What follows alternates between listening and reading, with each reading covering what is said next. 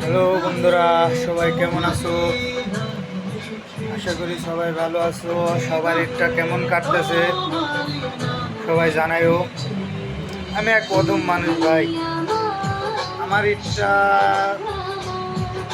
এবার সবচেয়ে মনে হচ্ছে খারাপ যাইতেছে, কারণ না পারলাম ঈদে বাড়ি যাইতে, না পারলাম বন্ধুদের সাথে দেখা করতে। দেখ, বন্ধুরা খোঁজ নেয় না। যদি বন্ধুরা খোঁজ নিত তা মনে হতো না বন্ধু বান্ধব আছে, এত বন্ধু বান্ধব, দেখো আজ কেউ খোঁজ নেয় না। এরকমই জীবন ভাই, আমাদের ছেলেদের জীবনই এমন।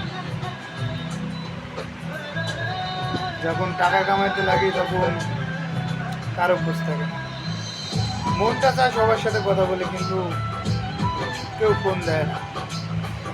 নিজে যদি ফোন দিই তাহলে কথা বলে, তাও সেইভাবে কথা বলে না, 1 থেকে 2 মিনিট, তাও কথা বলতে চায় না, বলে ব্যস্ত।